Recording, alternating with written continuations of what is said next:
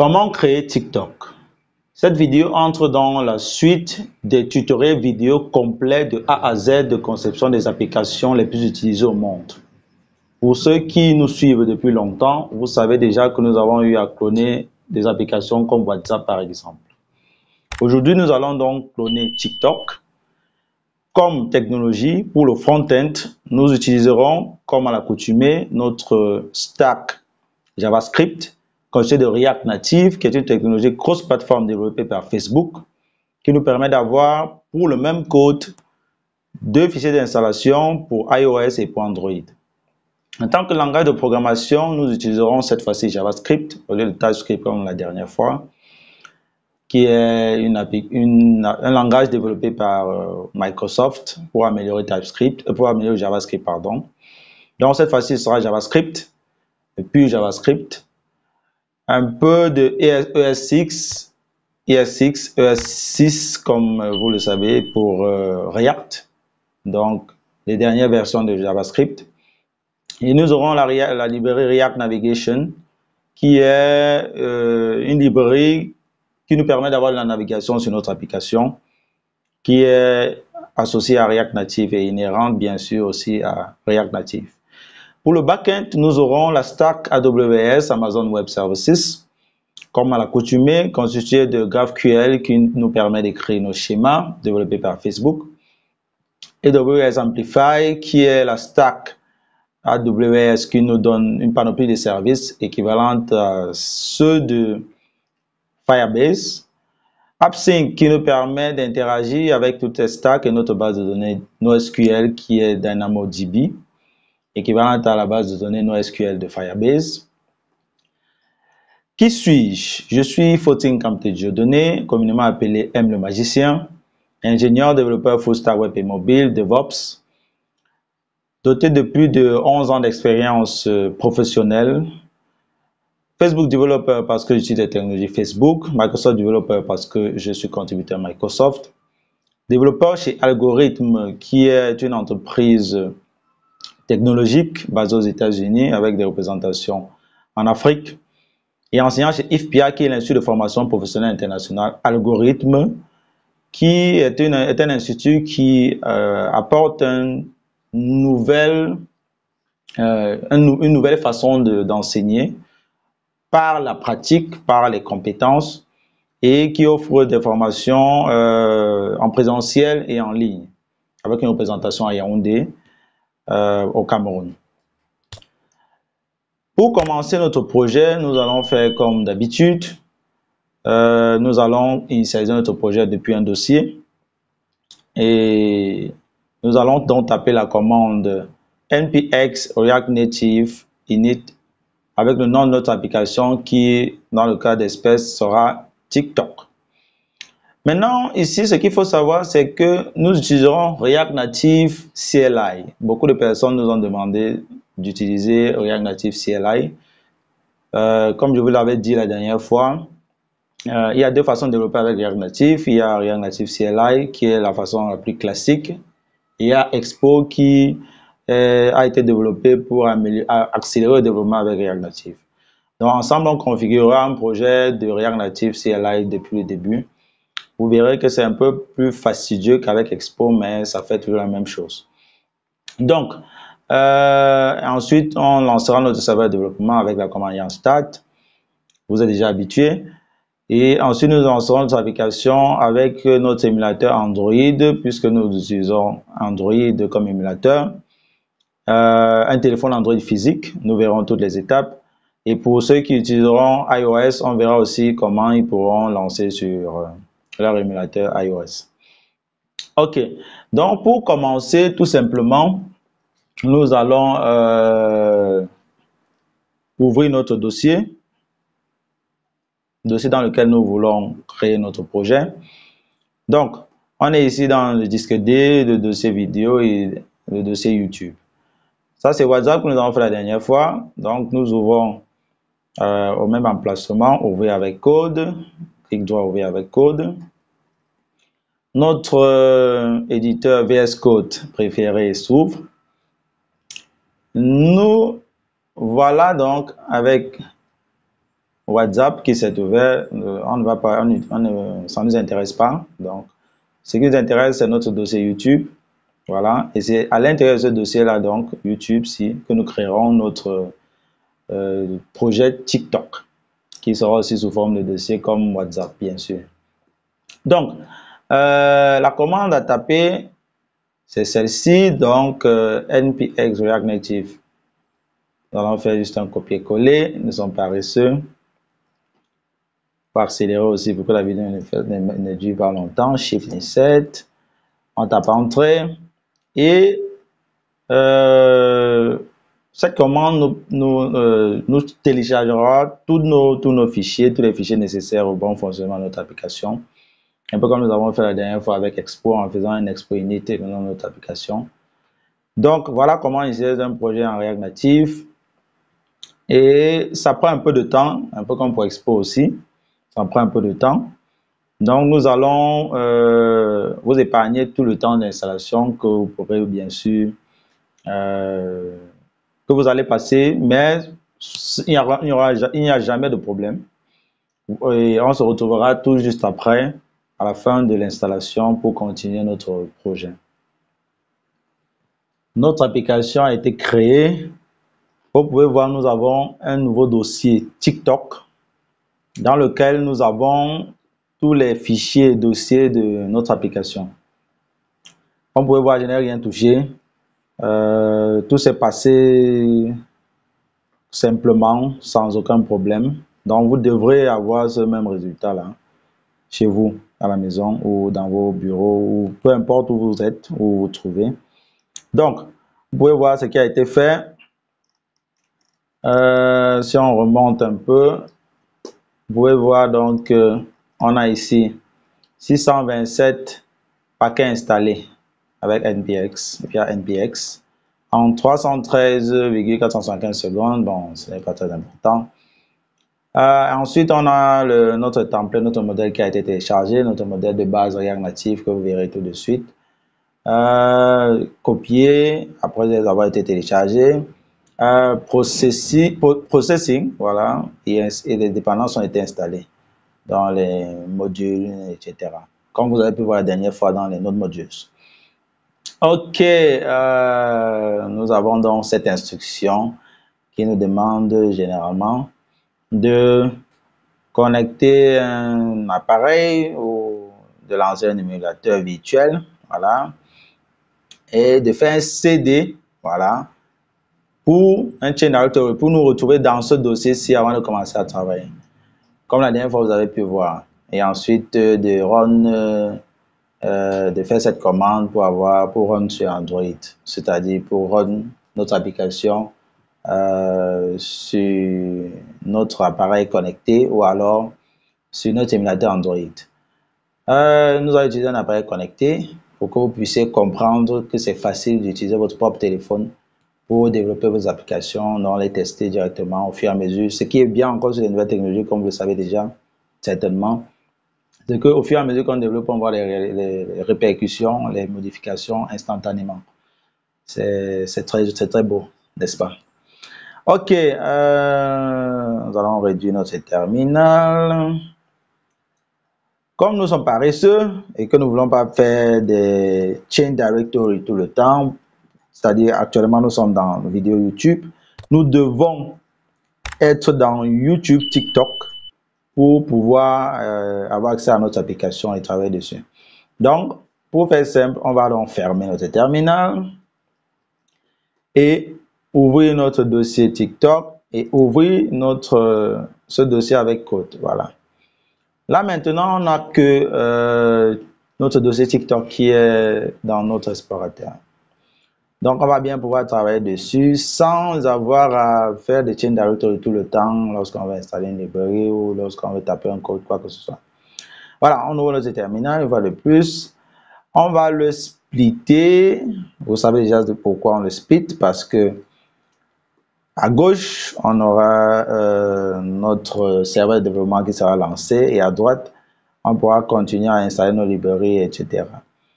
Donc, la suite, c'est quoi? C'est lancer notre serveur de développement en faisant juste un yarn start. On va copier-coller, nous sommes paresseux. On lance à gauche, Shift Insert, Entrée. Voilà, donc notre serveur de développement se lance. Voilà, il est lancé. Voilà. Maintenant qu'il est lancé, on va pouvoir installer notre application sur notre émulateur physique qui est notre téléphone Android dans le cas d'espèce. Pour ce faire, donc, tout simplement, il faut connecter votre téléphone, que ce soit Android ou iOS, via le câble USB sur votre ordinateur. Voilà. Une fois que vous l'avez fait, chez nous c'est déjà fait. Voilà. On est en train d'enregistrer notre écran. Vous verrez toutes les opérations qui seront faites pour pouvoir connecter notre programme dans notre machine à notre téléphone. Voilà. Donc, une fois qu'on a fait cela, on va dans les paramètres, vous pouvez voir le câble USB avec lequel mon téléphone est connecté à ma machine. Donc, vous allez dans les paramètres du téléphone. Voilà. Une fois dans les paramètres du téléphone, vous allez dans mon téléphone. Vous cherchez mon téléphone. Mon téléphone.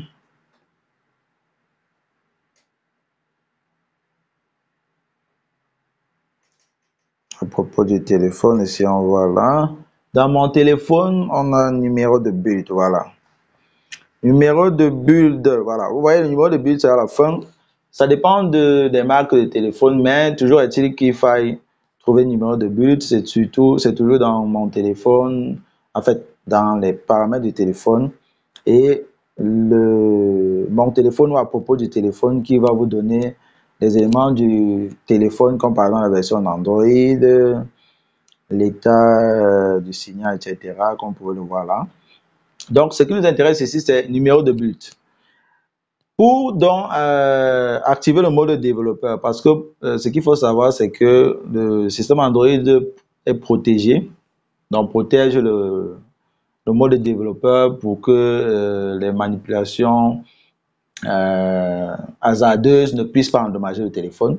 Donc maintenant, pour connecter notre application sur notre téléphone, nous devons activer le mode développeur et activer le mode débogage USB. Voilà, débogage USB. Pour ce faire, donc, on va taper 7 fois sur le numéro de but afin d'activer le mode développeur. Donc, on tape une fois, 2, 3, 4, 5, 6, 7. Voilà, vous êtes désormais un développeur. Donc, une fois donc qu'on est développeur, on va continuer. On sort, on est dans les paramètres généraux. Voilà. Une fois dans les paramètres généraux, maintenant, on va chercher à entrer dans les systèmes. Système, où est-ce que tu te trouves? Comme je vous ai dit, ça dépend de plusieurs, ça dépend de la marque de téléphone. Donc, toujours est-il qu'il faille trouver où le système, les paramètres système sont. Voilà. Dans le système, on doit pouvoir retrouver options pour les développeurs. C'est généralement vers la fin. Allons dans plus d'options pour voir. Non, ça n'est pas ici. Sécurité, localisation, non. Plus de paramètres. Voilà. Vous voyez, dans plus de paramètres, on a au niveau 4, voilà. En 4e position, options pour les développeurs. Donc, on va entrer dans les options, dans options pour les développeurs. Et ouais, option pour les développeurs est déjà activée parce que nous l'avons activé tout à l'heure. Une fois donc on a activé l'option pour les développeurs, on descend donc, voilà, pour aller chercher débogage USB. Voilà, c'est ce qui nous intéresse, débogage USB. Mode débogage lorsqu'un câble USB est connecté. On l'active. On nous demande si effectivement on va autoriser le débogage USB parce qu'il est conçu uniquement pour le développement. Et qu'on peut l'utiliser pour copier les données entre notre ordinateur et notre appareil, donc notre téléphone, installer des applications sur notre téléphone, sans notification et lire des données journal. On confirme en cliquant sur OK. Voilà. Notre machine reconnaît automatiquement notre téléphone. Et là maintenant, on peut progresser. Voilà. Pour donc installer notre... on va sortir, on va revenir au bureau, tout simplement. Pour donc installer notre application sur notre téléphone, qu'est-ce qu'on fait? On tape juste la commande Yarn Android, puisqu'on est sur Android. Et si on était sur iOS, on tapait juste Yarn iOS. Voilà. Donc les utilisateurs d'Apple, Yarn iOS. Pour nous, c'est Yarn Android. On tape Entrée. Et donc, la commande React Native Run Android est lancée et le processus démarre. Entre-temps, pendant que le setup est créé et installé dans notre téléphone, on a un problème. Quel est le problème? Quel peut bien être le problème? First, to install the app. Make sure you have Android development environment set up. Command list, command felt. Quel est le problème? Launch emulator. On connecte le device. Voilà, donc il semble qu'apparemment notre appareil n'est pas reconnu. Le bras USB activé bien et pourtant. Le bras USB est pourtant bien activé. Quel peut bien être le problème? Revenons au tapon Yarn Android.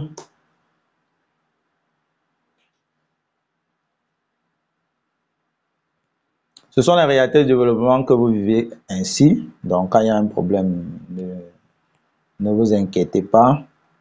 Il y a toujours une solution. Résultat de app. OK. On nous demande de suivre ce lien. Voilà. Pour voir configurer the start the app. Make sure you have the Android development environment setup. OK, je vois le problème. Le problème, c'est que on n'a pas parce que pour travailler avec React Native, il faut installer Android Studio. Voilà, Android Studio. Sinon, on aura des problèmes. Android Studio est une version d'Android Studio parce que React Native se lie au SDK d'Android Studio pour pouvoir générer des fichiers d'installation. Voilà. Donc, environment setup. Voilà. Donc, comment configurer React Native? C'est une très bonne chose. On voit, vous voyez ici, on était à Expo CLI. Donc, pour Expo, maintenant, React Native CLI. Donc, voilà comment on conçoit, on installe l'environnement. Notre système de développement, c'est Windows. Voilà. Notre target host, c'est Android. Voilà. Maintenant, vous voyez, on dit, nous avons besoin de Node.js. On a déjà React Native, comment l'interface. On a déjà JDK et Android Studio. Voilà, donc il nous faut JDK et Android Studio, comme je vous le disais. Et maintenant, pour installer Node et JDK, voilà ce qu'on nous propose. Donc, voici JDK qu'on peut télécharger avec Chocolati, voilà. Ou alors, télécharger directement depuis leur source, voilà. Mais généralement, le plus simple, c'est de télécharger Android Studio et de l'installer. Et quand nous téléchargeons Android Studio et nous l'installons, généralement Android Studio nous demande si on veut installer les paramètres supplémentaires. On le fait et toutes les interfaces sont installées. Si ce n'est pas le cas, on va juste télécharger le JDK. Voilà. Par exemple, je fais un clic droit ouvrir. Vous voyez, ici, on a OpenJDK qui nous offre JDK 8 que nous pouvons télécharger et qui nous offre toutes les autres versions en fonction de ce qu'on veut. Donc, pour télécharger, c'est simple. Pour cliquer par exemple sur Installing, on a plusieurs possibilités de téléchargement en fonction de cette exploitation qu'on utilise. Je vous montre parce que nous allons faire cela en back, voilà, pour ne pas alourdir la vidéo. Donc, c'est très important. C'est bien que vous ayez vu cette erreur. Bon, on a installé JDK 9 et plus dans les dernières versions. Ça, c'est quand on télécharge avec Linux. Voilà. Tout ça, c'est la distribution Linux. Nous, on a besoin de Windows. Bon, évidemment, pour faire simple, on a besoin de JDK. Voilà, on va juste chercher sur Google. Google est ton ami. JDK download Windows. Voilà, Windows 10 64 bits. Voilà. Et directement, on a le lien qui nous dirige vers le site de Oracle, qui est le développeur de JDK, Java Development Kit, Kit développement Java, voilà. Donc, ici, donc, on a Java Development Kit, voilà. On peut choisir la version qu'on souhaite, en fonction du système d'exploitation aussi qu'on a. Par exemple, ici, on a les ARM, ça nous intéresse. Voilà. x86, c'est les 32 bits. x64, c'est ce qui nous intéresse. Voilà, on a le x64, non, ça c'est une des Linux, voilà, voilà c'est Windows qui nous intéresse. x86, c'est pour les 32 bits, notre machine est 64 bits, on veut le x64. Donc, comme on veut le x64, c'est cette version aussi qu'on va, c'est ce fichier, c'est qu'on va télécharger. Donc, on se retrouve juste tout à l'heure, après que nous ayons tous configuré notre environnement, c'est-à-dire installé Android Studio et installé JDK. Ce qu'il faut savoir aussi, c'est qu'il faut prendre la peine.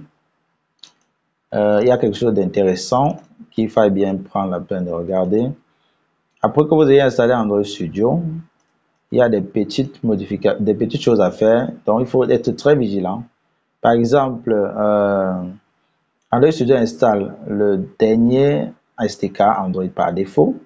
Mais en concevant une application avec React Native, nous aurons besoin d'Android 10Q. Donc, du SDK Android 10Q en particulier. C'est très important. Donc, par défaut, si Android Studio n'a pas installé le SDK Android 10Q, vous pouvez juste l'installer, voilà, via le SDK Manager d'Android Studio. Voilà. Et pour le faire, vous avez toute la documentation dont on n'invente rien, on n'invente pas la roue. On vous dit to do that, open Android Studio, click on configure button and select SDK Manager. Vous comprenez un peu que vous ouvrez Android Studio, vous cliquez sur configurer, voilà, sur le bouton configurer, c'est-à-dire ce bouton-ci, ceux qui ne voient pas bien, et vous sélectionnez SDK Manager. Donc, vous allez cliquer sur ce bouton-ci, vous allez sélectionner SDK Manager. Voilà, et quand vous allez sélectionner, vous allez le faire, voilà. Vous voyez, on dit le SDK Manager peut aussi être trouvé dans les préférences lorsque vous avez ouvert Android Studio. Sur apparence et comportement, system settings, Android SDK. Maintenant, on dit aussi le SDK Platform est très important, la version 29. Et vous avez la même, je vais résumer toujours, vous voyez, on dit, une fois qu'on a Android 10Q, voilà, on doit être sûr, voilà, qu'on a Android SDK Platform 29 d'installer, de cocher, et qu'on a Intel x86 Atom 64 System Image et Google APIs Intel x86 Atom System Image coché. Donc ces trois-là doivent être installés, donc cochés. Et ensuite, dans Android SDK Build 12 and Try, on doit être sûr que la version 29.0.2 est sélectionnée. Et ensuite, on clique sur Appliquer. Et ensuite, tous les éléments seront téléchargés et installés automatiquement.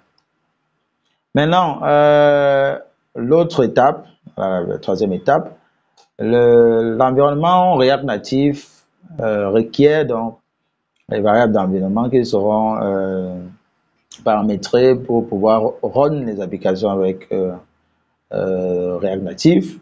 Donc, on part dans le panneau contrôle. Ça dépend de configuration de Windows Control Panel, en tapant sur notre bouton démarrer. On part dans le compte d'utilisateur pour ceux qui sont en français, voilà, ou user account, et on clique encore sur user account, c'est-à-dire compte d'utilisateur, et ensuite on clique sur changer mes variables d'environnement, on clique sur new pour créer une variable d'utilisateur Android Home, voilà, vous voyez. Ici, au niveau de nom de variable, vous mettez Android Home, comme ici. Et on cherche le chemin de notre Android SDK qui a été téléchargé. Généralement, ça quitte de C, c'est-à-dire disque C, user ou utilisateur. Le nom de la machine, ça peut être votre nom, par exemple. AppData maintenant, local, Android et SDK. Et une fois qu'on a fait cela, donc, vous voyez, c'est ce que je vous disais, le chemin par défaut, c'est local AppData, c'est-à-dire c'est user, nom de la personne de la machine, et AppData, local, Android, SDK. Donc maintenant, on dit que vous pouvez trouver la localisation actuelle du SDK Android dans in the settings, in the Android Studio Setting. Dans les settings, dans les paramètres d'Android Studio, voilà, sous apparence et comportement, donc appearance and behavior, system settings, Android SDK. Voilà, et maintenant qu'on a tout ça, Windows to ensure environment is loaded before the next step. Voilà, on teste, voilà, pour voir si effectivement on a le bon chemin, la bonne variable d'environnement. On ouvre notre Windows PowerShell, on fait juste démarrer PowerShell, voilà, on lance PowerShell, voilà, on clique juste dessus, ça s'ouvre et quand ça s'ouvre, donc on copie et on colle ceci, get child item -path env et on vérifie qu'il y a bien Android Home dans la liste qui apparaîtra. Maintenant, Add Platform Tools Path, notre étape encore, on ouvre Windows Control Panel, c'est le panneau de configuration Windows. Sous compte utilisateur, on clique encore sur compte utilisateur, on change mes variables d'environnement, dans Path, dans la variable Path, on clique sur Edit, et on clique sur New, et on ajoute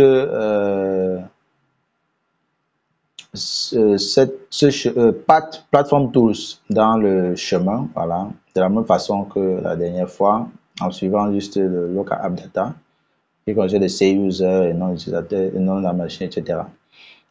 Donc, une fois qu'on a fait ça, qu'est-ce qu'on a encore? React Native has a built-in command line interface. Either install and manage a specific version of a CLI globally. We recommend you to access the current version and at runtime using NPX. Ok, bon, ici ça nous dit juste que, comme on a fait tout à l'heure sur notre terminal, on tape juste NPX, voilà, et toutes les commandes s'exécutent, voilà. C'est ce que ça veut nous dire. Donc maintenant, une fois qu'on a fait tout cela, avant qu'on tape dans notre commande pour créer une nouvelle application, NPX React Native init et le nom de notre beau projet, le nom de notre joli projet, voilà, comme on a vu tout à l'heure, TikTok. Une fois qu'on fait ça, alors voilà, notre application se lance facilement. Et maintenant, on peut installer notre application dans notre téléphone ou alors sur notre émulateur sans problème, puisque l'environnement a été configuré derrière. Ok, donc nous allons préparer notre environnement rapidement et revenir vers vous tout à l'heure pour continuer ensemble le développement proprement dit de notre application. Voilà.